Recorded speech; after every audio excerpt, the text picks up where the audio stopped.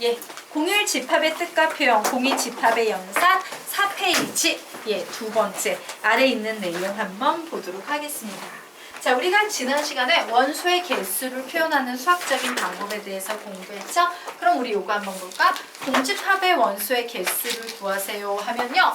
공집합을 쓰고 요 바깥에 원소의 개수를 나타내는 무슨 문자를 붙이면 됩니다? n을 이렇게 붙이면 돼요. 그런데 공집합은 원소가 몇 개야? 0개지. 그래서 얘는 0 이렇게 푸시면 되는 겁니다.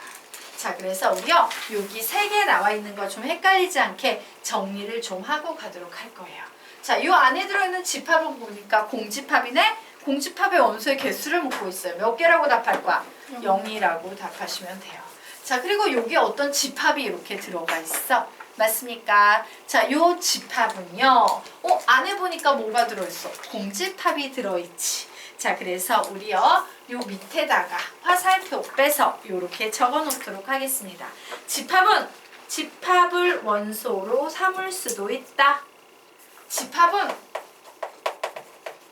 집합을 원소로 삼을 수도 있다라고 좀 적어 놓으시기 바랍니다.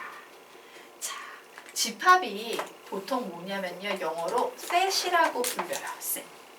그런데 이 집합들을 어떤 집합 안에 이런 집합이 들어있네? 이런 집합이 하나 있는 거야. 우리는 이런 집합을 뭐라고 부르냐면 셋은 셋인데 아주 파워풀한 셋이다 이래서 파워셋이라고 영어에서 불러요. 그래서 집합은 집합을 원소로 삼을 수도 있구나 라는 걸 좀 기억을 해두시기 바랍니다. 그러면 얘는 뭐예요? 이 집합은 공집합이라는 원소를 가지고 있는 거지. 그러므로 이 집합의 원소의 개수는 몇 개? 1개가 되는 거야.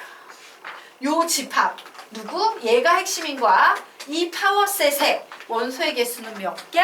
1개. 이렇게 정리하시면 되겠습니다. 자, 그러면 이제 요 녀석 요 집합의 원소의 개수 몇 개입니까? 1개. 왜? 요 집합도 이 집합의 원소의 개수가 속에 0이라고 하나 들어있기 때문에 얘는 원소의 개수가 1개가 돼요. 그래서요, 이거 het갈리지 마시고요. 좀 정확히 구분해 주시기 바랍니다. 자, 여기까지 됐죠? 네. 그러면 우리 이제 다음 개념으로 넘어가서요. 부분집합이라는 개념에 대해서 좀 설명을 드리고 가도록 하겠습니다. 자, 부분집합이라는 것은 정의받아 적을게요. 집합 A의 모든 원소가 집합 B에 속할 때, 집합 A의 모든 원소가 집합 B에 속할 때. 자, 우리는 이런 경우지. 집합 A의 모든 원소가 이 집합 B에 전부 다 속할 때 A를 B의 부분집합이라고 할까? B를 A의 부분집합이라고 할까? A를 B의 A를 B의 부분집합이라고 합니다.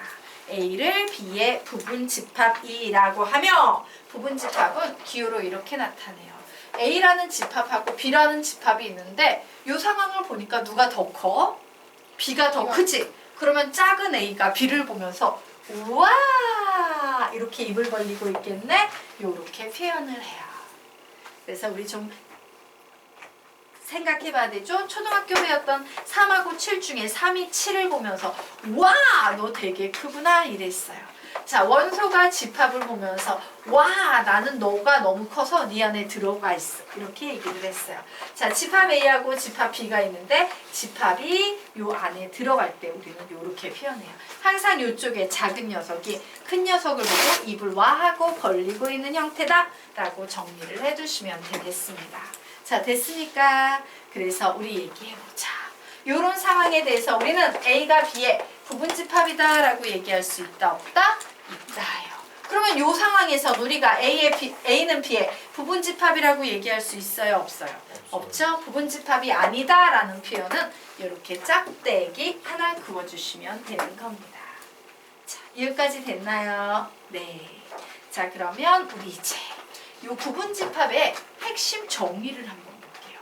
부분집합의 정의는 부분집합이 만들어지는 이유는 바로 요 첫 줄 때문이야. 와, A의 모든 원소가 B에 다 들어가네? A는 B의 부분집합이야. 이렇게 얘기를 해. 그러면 이런 상황은 어떨까 얘들아? A가 있었거든? A의 모든 원소가 A에 다 들어간다고 얘기할 수 있어요 없어요? 있지? 왜? A의 모든 원소가 A에 다 들어가잖아. 그럼 우리는 이 상황에서도 부분집합을 논할 수 있다 없다? 있다예요. 그래서 A는 A의 부분집합이다. 이렇게 논할 수 있어요. 되겠습니까? 자, 여기까지 됐죠? 네, 지우도록 하겠습니다. 자, 그러면 우리 이제 부분집합의 성질에 대해서 좀 정리하고 가도록 하자. 우선 첫 번째, 모든 집합은 자기 자신의 부분집합이다. 즉, A는 A의 부분집합이다. 이거 맞는 말이다, 틀린 말이다? 맞는 말이다 라고 기억을 해두세요. 그리고 두 번째요, 공집합은 항상 모든 집합의 부분집합이에요. 왜? 공집합은 원소 자체가 없기 때문에 모든 집합에 다 너는 원소 자체가 없으니까 그냥 다 속한다고 얘기할 수 있는 거야. 되겠습니까? 자, 그리고 이제 3단 논법입니다. A가 B에 포함돼, B는 C에 포함돼. 이때 A는 어디에 포함된다고 얘기할 수 있다? C에 포함된다. C의 부분집합이다 라고 얘기할 수 있습니다. 자, 여기까지 되셨습니까? 네. 그러면 우리요 이제 아래로 내려가서 보도록 하겠습니다. 자, 집합 A는 와우 조건제시법으로 막 뭐라고 지저분하게 나왔네요. 뭔 소리야? 아, 너무 골치 아프다. 나 얘 원소날법으로 바꿔볼 거야. 자, 한번 바꿔서 얘기해봐. 이 조건을 해석해서 원소날법으로 작은 수부터 한번 불러보시겠습니까? 4, 6, 8, 10 이렇게 바꿀 수 있어요. 2보다 크고 10 이하인 짝수를 얘기하면 이렇게 쓸 수 있다요. 그럼 문제 풀어볼 수 있겠네. 풀어보시기 바랍니다.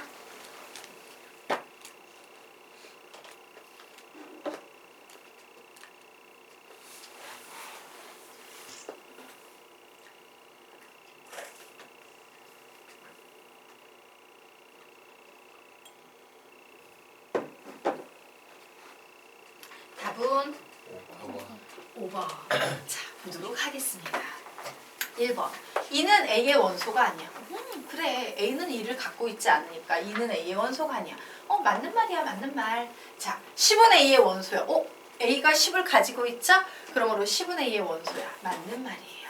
자, 얘는 뭐야? 시작! 공집합은 모든 집합의 부분집합이다. 한 번 더. 공집합은 모든 집합의 부분집합이다. 당연히 맞는 말이지. 자, 그리고 여기에 이런 집합이 있어. 6과 8이라는 원소를 가지고 있는데 이 6과 8이라는 원소는 A가 모두 가지고 있어요? 안 가지고 있어요? 가지고 있어요. 이럴 때 우리는 부분집합이라고 얘기한다? 안 한다? 한다. 맞죠? 그러므로 얘도 맞는 말이에요. 자, 4, 6, 8, 10 봤더니 와우, 얘 A네. A는 자기 자신의 부분집합이지인데 얘가 아니다 라고 얘기하고 있으니까 맞다 틀리다? 틀리다예요. 그래서 틀린 것은 5번 되겠습니다. 되겠습니까? 네. 자, 여기까지 됐죠? 예, 쉬워요. 이제 몸풀기를 했고요. 자, 이제 조금 더 학생들이 헷갈려하고 어려워하는 개념에 대해서 좀 정리를 해드리고 갈까 합니다. 자, 이제 문제가 나오면 이 정도는 나와야지. 예. A라는 집합이 여기 막 나와 있어요. 1, 2, 3, 4, 5, 6, 7, 8 OX 문제 풀어보시기 바랍니다. 시간 드리겠습니다. 푸세요.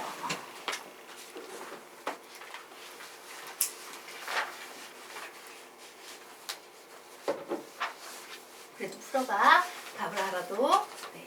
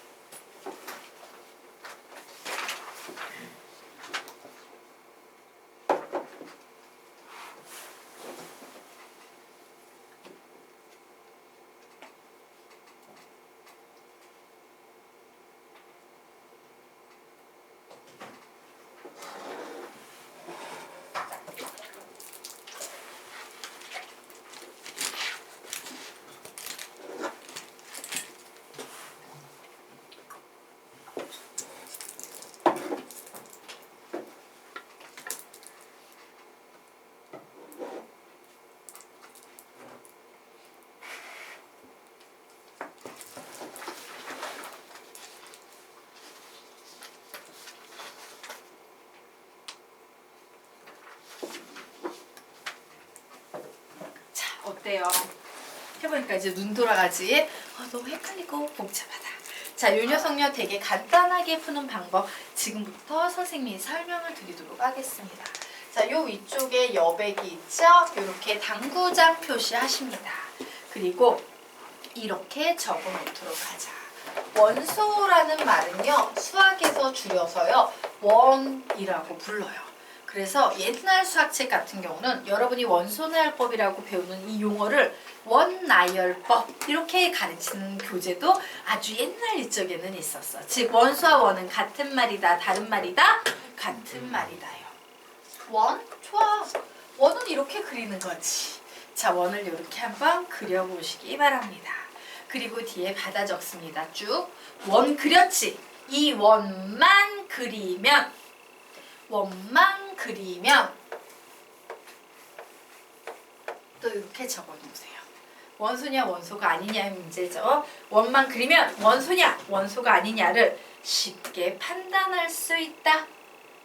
원만 그리면 원소냐 원소가 아니냐를 쉽게 판단할 수 있다예요. 자, 앞으로 원소냐 원소가 아니냐 혹은 부분집합이냐 부분집합이 아니냐 이런 문제가 나오면요, 여러분은 원만 그리시면 깨끗입니다. 자, 그러면 지금부터 이 개념이 문제에 어떻게 적용이 되는지 볼게요. 우선 선생님은 무슨 문제를 풀 거냐면 원소냐 원소가 아니냐라는 문제가 더 쉽기 때문에 여기에 보이는 2, 4, 6, 8 원소인지 원소가 아닌지를 묻는 문제만 풀어볼 거야. 자, 원소냐 원소가 아니냐를 묻는 문제는 원만 그리랬지? 어디에? 원소 자리에 이렇게 원을 그려놓으세요. 콤마로 이렇게 구분이 된 원소 각각에 이렇게 원을 그려놓습니다. 그리고 뭔 짓을 하냐? 여기에도 똑같이 모두 다 원을 그리셔야 돼요. 이게 핵심 포인트예요. 그냥 이것만 하시면 돼요. 그리고 어떻게 찾아요? 얘하고 똑같은 녀석이 이 원 중에 있으면 얘는 원소인 거야. 알겠습니까? 얘랑 똑같은 녀석이 있어요? 없어요? 여기 있지. 어머, 더 원소다. 원소. 자, 얘랑 똑같은 녀석이 있어요? 없어요? 있죠? 어디에 있어? 여기에 있네요. 어머, 너 똑같은 그림 있어? 원소네. 얘랑 똑같은 애가 있기만 하면 돼. 있어요? 없어요? 있죠? 원소예요. 얘랑 똑같이 생긴 애 있어요? 없어요? 요게 있죠? 그러므로 얘도 원소예요. 그냥 이렇게 푸는 거야. 됐죠? 자, 이제 원소냐 원소가 아니냐는 원만 그리면 되는구나 라고 알았어. 이제 부분집합이냐 아니냐 요거 판단하는 방법 설명드릴게요. 자, 얘는 당연히 맞지. 공집합은 모든 집합의 부분집합이다 했으니까 얘는 신경 쓸 필요 없다. 이제 나머지 3, 5, 7번을 어떻게 푸는지 알려드리겠습니다. 이렇게 푸는 거예요. 부분집합이기 때문에 요 집합이 되게 중요해. 이 집합은요, 별도로 빼가지고 신경 쓰셔야 되는 거예요. 요 맨 마지막에 있는 집합교는 이렇게 별도로 신경을 쓰고 뭔 짓을 하냐면 요 안에 들어있는 이 빨간색 안에 들어있는 원소에 원을 그려놓는 겁니다. 자, 빨간색 안에 있는 원소에 원을 그려놓는 거예요. 자, 볼까? 요 원소가 A에 속할 때 부분집합이라고 얘기하지. 요 원소는 A에 속해요? 안 속해요? 동그라미 친 원소는 A에 속해? 안 속해? 속하지. 어딨냐? 여기 있잖아. 맞아요? 어머, 속하니까 부분집합이네. 자, 요 원소 A에 속해요? 안 속해요? 속해요. 요 원소 A에 속해요? 안 속해요? 속해요. 여기 있잖아. 그러므로 얘는 부분집합이에요. 자, 예, 요 원소 이렇게 생긴 동그라미 친 원소 A에 속해 있어요? 안 속해 있어요? 속해 있지? 여기 속해 있죠. 그러므로 얘는 원소예요. 모두가 동그라미예요. 자, 그래서 이런 문제를 풀 땐 우선 원소냐 원소가 아니냐부터 푸시고요. 나머지 부분집합 부분 가장자리에 있는 기호 하나를 빼고 속의 원소에 동그라미를 친 후에 그 녀석을 얘가 가지고 있냐 안 가지고 있냐 요걸로 판단하시면 돼요. 즉 부분집합 문제건 원소냐 원소가 아니냐 문제건 모두 다 같은 문제 유형이야. 원소냐 원소가 아니냐. 그죠? 네. 자, 여기까지 이해가 되십니까? 되나? 네. 그러면 우리요 이제 다음 아래쪽 보겠습니다. 아주 쉬운 얘기인데요. 혹시나 몰라서 한 번은 하고 가도록 하겠습니다. 집합 A가 0, 1, 2라는 원소를 가지고 있을 때 A의 부분집합을 모두 구하세요 라고 하면 이렇게 구하는 거예요. A의 부분집합. 우선 원소가 하나도 없는 경우, 하나가 있는 경우, 두 개가 있는 경우, 세 개가 있는 경우. 머릿속으로 이걸 생각하면서 만들어야 돼. 자, 원소가 하나도 없는 경우는 어떤 경우야? 공집합. 원소가 하나인 경우 불러볼까? 시작! 집합 0, 집합 1, 집합 2. 그리고 원소가 두 개인 경우 불러볼까? 시작! 집합 0, 1, 집합 0, 2, 집합 1, 2. 그리고 원소가 세 개인 경우 불러볼까? 집합 0, 1, 2. 그래서 부분집합의 개수는 모두 몇 개가 나온다? 8개가 나온다. 그냥 이렇게 보시면 돼요. 별로 어렵지 않죠? 하나 연습해보고 가겠습니다. 여러분이 한번 만들어 보세요. 집합 A는 A, B, C, D라는 4개의 원소를 가지고 있습니다. 자, 지금부터 부분집합을 모두 다 구해보시기 바랍니다.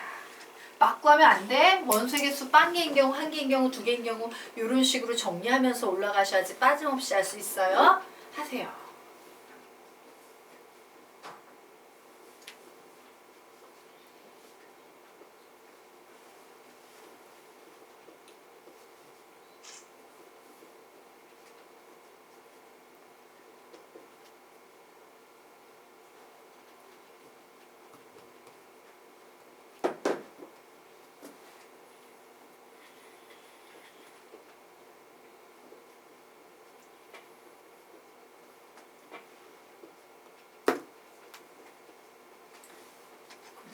안 해? 응. 하랬는데.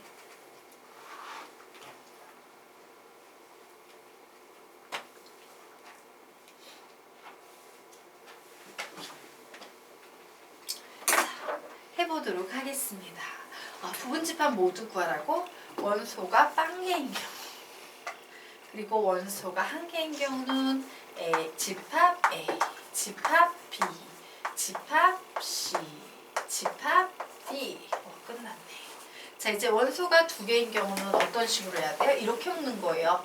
요렇게, 요렇게, 요렇게 묶은 후에 다시 요렇게, 요렇게, 그리고 다시 요렇게. 그죠? 그래서 2개짜리 쭉 불러보자. 시작! 집합 A, B, 집합 A, C, 집합 A, D, 집합 B, C, 집합 D, D, 집합 C, D. 됐죠? 자, 이제 집합 3개짜리 4개에서 3개를 뽑는 방법은요, 이렇게 하나씩 가리면서 적어주시면 되는 거예요. 자, D를 가리고 적으면 집합 A, B, C. 요번엔 C를 가지고 적으면 집합 A, B, D.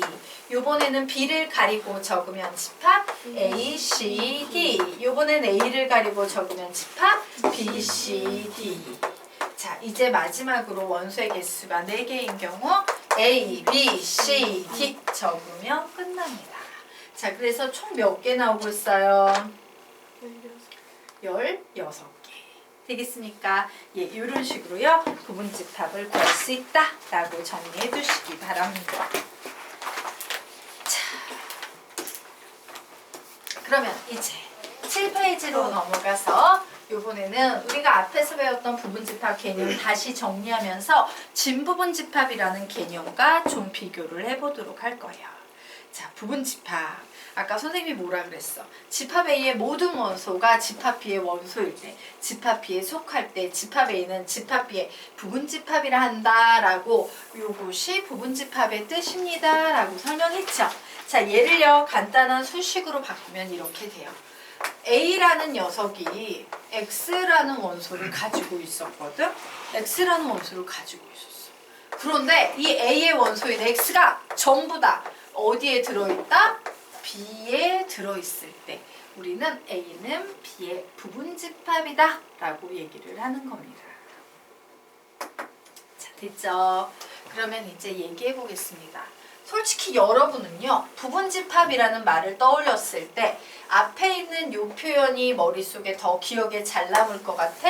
뒤에 있는 요 표현이 머릿속에 더 기억에 잘 남을 것 같아? 앞이야, 뒤야? 앞이지. 그럼 출제하시는 분들은 어떻게 낸다? 뒤로 내는 거예요. 그래서 여러분은 앞으로 수학에서 이런 표현 보면 아 얘는 이런 거 지우고 이면은 항상 이렇게 바뀌는 거야. A 요런 기호 쓰고 B 해주는 거야 라고 좀 기억을 해주는 센스가 필요해요. 알겠습니까? 요런 표현을 보면서 A는 B의 부분집합이다 라고 쓸 수 있어야 된다. 암기해야 한다. 알겠지? 예. 자, 그러면 이제 우리 진부분집합에 대해서 배워보도록 하겠습니다. 자, 뭐냐면 진부분집합은 이렇게 나온 거예요. 자, A는 B의 부분집합이지. 맞아? 그래서 우리가 보통 부분집합이야 라는 말을 하면 마치 어떤 느낌이 있냐면 이 B의 일부분이 A가 되어야 될 것 같은 그런 느낌이 있어. 왜? 부분집합이니까. 그런데 사실 부분집합 정의에서는 이렇게 있으면 와 A하고 B하고 사이즈가 같아도 A의 모든 원소가 B에 속하니까 A는 B의 부분집합이다 라고 이런 결론 내릴 수 있어 없어? 있지. 그러니까 수학자들이 만들어 놓고 찝찝한 거야. 왠지 부분집합이라면 그렇게 일부여야 될 것 같은데 부분집합은 이런 정의까지도 포함하고 있으니까 야 우리 지금부터 진짜 부분집합스러운 녀석을 만들자 해서 만들어진 것이 진부분집합이에요. 진짜 부분집합스럽게 이렇게 일부분만 있는 거. 즉 진부분집합의 정의는 뭐냐? A는 B의 부분집합이어야 해. 하지만 A하고 B의 사이즈는 절대로 이렇게 같으면 된다 안 된다? 안 된다예요. 우리는 이렇게 사이즈가 같지 않게 일부분에 해당되는 녀석들이 나오면 진부분집합이다 라고 얘기를 합니다. 되겠습니까? 네. 자, 그러면 이제 그 다음 아래 개념 집합의 상등으로 넘어가겠습니다. 상등! 많이 들어보던 말 같아. 상등! 상자 무슨 상자 같아? 서로 상. 등자는 같을 등. 집합의 상등? 두 집합이 서로 같다라는 얘기구나.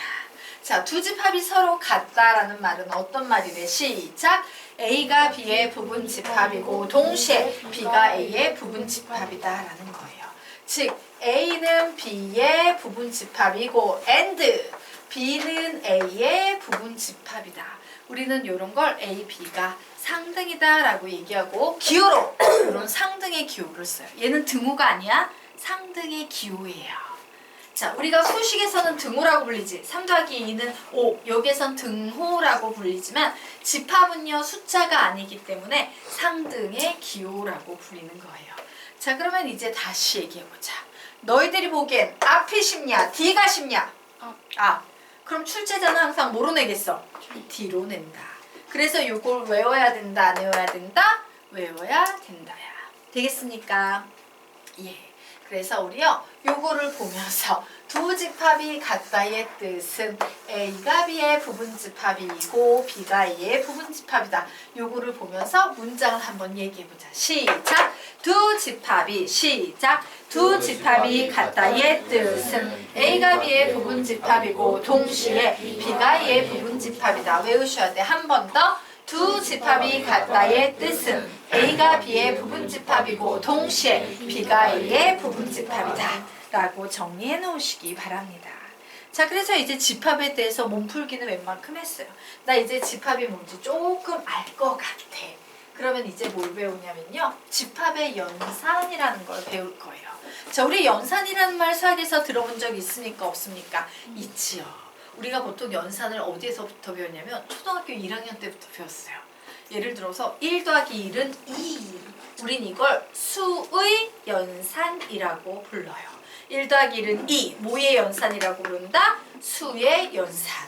그래서 수와 수를 연결해서 계산하게 하는 연산기호. 대표적인 것들 어떤 것들 알고 있어 너희들?